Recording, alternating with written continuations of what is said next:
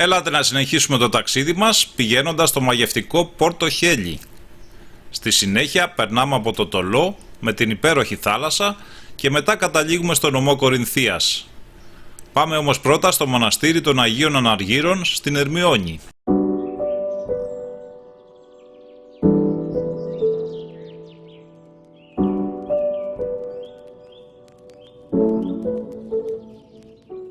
Και εδώ είμαστε στην Ιερά Μονή Αγίων Αναργύρων, κοντά στην Ερμιώνη.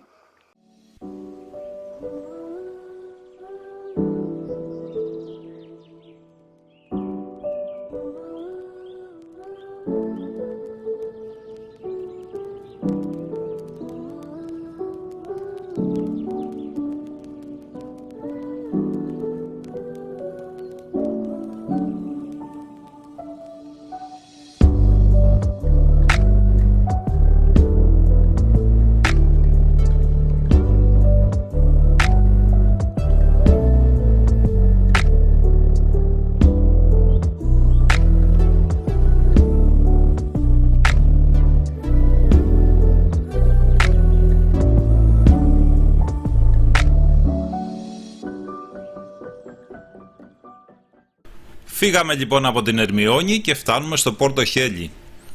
Η πανέμορφη Κομόπολη είναι χτισμένη σε ένα φυσικό λιμάνι και απλώνεται σε μια χερσόνησο μέσα στη θάλασσα. Πολλοί την αποκαλούν την ελληνική Ριβιέρα.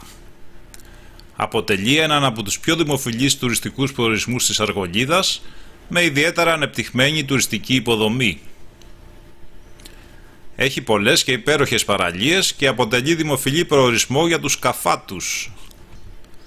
Θεωρείται μαζί με τον Ναύπλιο από τα πιο κοσμικά παραθεριστικά κέντρα του νομού. Προσελκύει πολλούς διάσημους που έχουν και σπίτια εκεί, όπως ο βασιλιάς της Ολλανδίας, ο εφοπλιστής Γουλανδρής και ο συγχωρημένος ο Σον Κόνερι. Από το λιμάνι του φεύγουν πλοιάρια για τα κοντινά νησιά του Αργοσαρονικού, δηλαδή τις Πέτσες και την Ύδρα.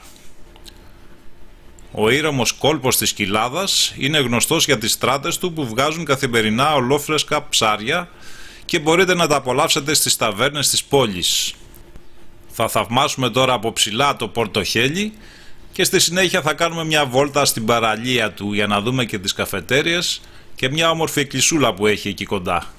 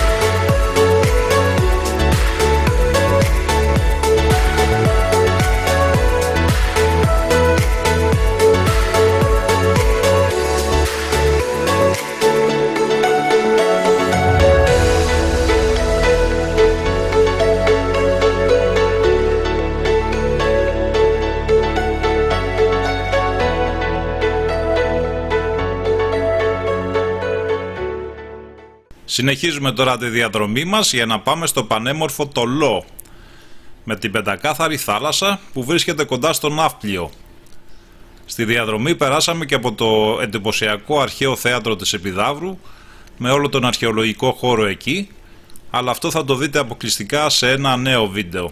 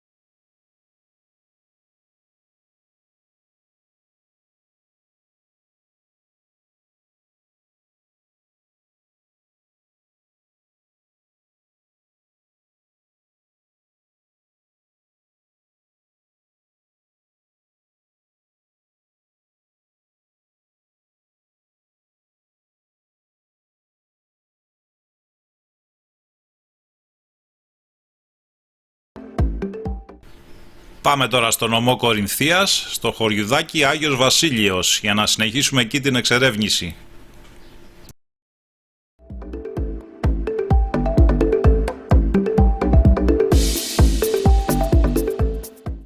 Μένουμε σε ένα χωριό που λέγεται Άγιος Βασίλειος, κοντά στην Εμέα είναι, Κορινθία, και εδώ έχει δύο ψισταριές στο χωριό και δεν πρέπει να χωνεύονται οι πολλοί μεταξύ τους, γιατί ο ένας λέγεται καλύτερα εδώ παρά εκεί.